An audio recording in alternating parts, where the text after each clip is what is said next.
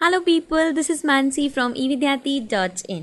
अगर आपके पास कोई पुरानी फ़ोटोग्राफ है जिसको आप ठीक करना चाहते हो और वो बहुत बुरी कंडीशन में, like I have this image over here, काफ़ी बार ये फोल्ड हो चुकी है and you can also see there are many scratches on this. So अगर मुझे इसको रीस्टोर करना है, इसको एकदम ठीक करना है, सो लेट्स सी कि हम उसे कैसे कर सकते हैं। So first of all I make a copy of this layer so that हम जो भी उस पर वर्क करें हम एक न्यू लेयर पे करें एंड बैकग्राउंड पे वो वर्क ना करें। So I press Ctrl+J and you will see I got a copy of this. So now let's start working. First of all, I'll select the spot healing brush. So I'll select this. I'll zoom the image. Now जितना हमें लगता है कि spot healing brush से ठीक हो सकता है, we'll do that. Like I'll try over here. And like this. If you find कि आपका spot healing brush image को ख़राब कर रहा है तो you should not use that. And जितने भी एरिया में मुझे लगेगा कि वो वर्क ठीक से कर रहा है, I only use that in that area, otherwise I will switch back to some other tool. So over here you can see that it is doing a great job. तो मुझे इसको स्विच करने की ज़रूरत नहीं है एंड जहाँ जितना मैं स्पॉट हीलिंग की हेल्प से कर सकती हूँ I will do that and it is good, doing a very good job. I'll try to use the spot healing brush more in the background than in the image. I think this will so good. Now moving up. Now you will see कि यहाँ पे जो area है, ये जो आप देखोगे इसमें एक अपीयरेंस आ रहा है जिसमें वो फोल्ड होके पता चल रहा है कि हमने इमेज को फोल्ड किया हुआ है। तो हम उसको भी देखेंगे हम कैसे उसका इफेक्ट कम कर सकते हैं। अभी तो क्योंकि मुझे इसे चेंज करना है तो मैं इस पर स्पॉट हीलिंग ब्रश चला रही हूँ इतना freely because I know I have to edit that.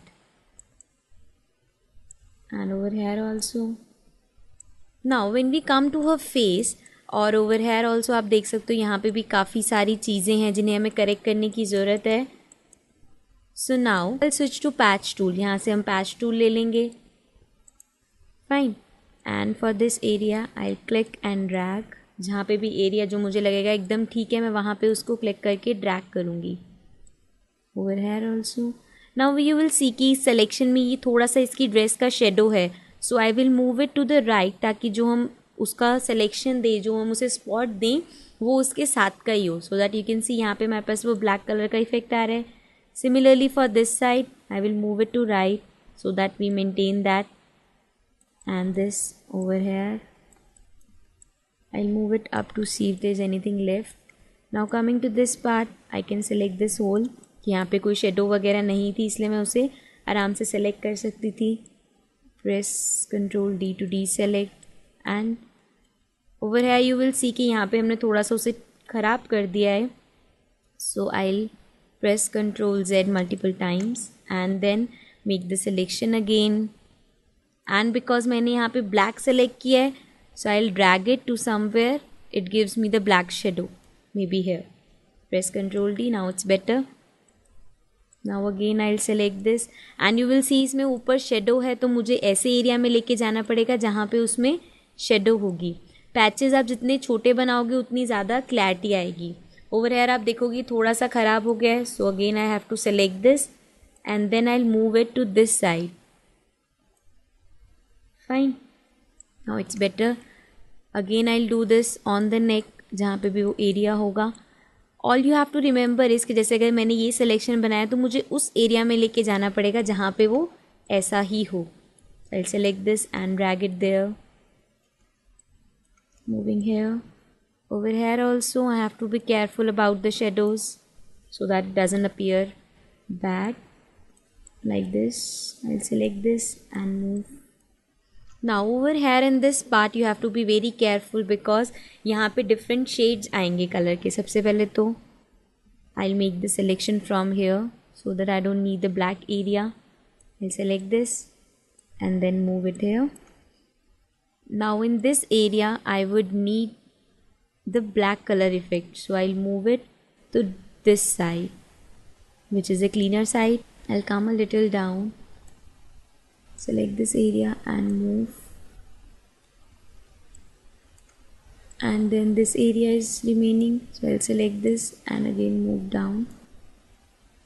Now you can see this area is left, so I have to zoom it in a little more and then do the selection.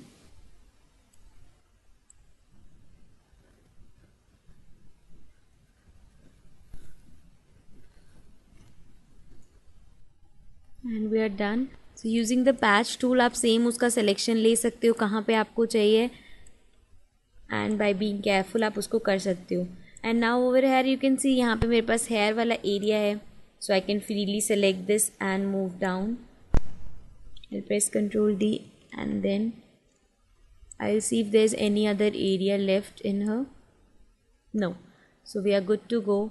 Now coming to the upper part, आप देख सकते हो यहाँ पे जो हमारे पास ये effect आ रहा है, इसको भी हम क्लिक करके सेलेक्ट करके we'll drag it to a better area. Again selecting this and then dragging it down.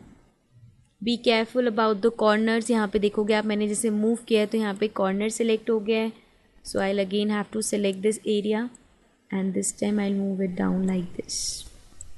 Then selecting this, जहाँ जहाँ पे भी आपको दिखेगा आप उसको सेलेक्ट करके उसे दूसरे एरिया में शिफ्ट कर सकते हो. Like this. Again you will get this.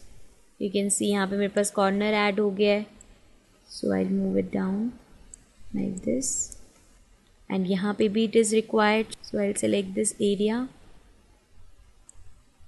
and then try to take some other shade.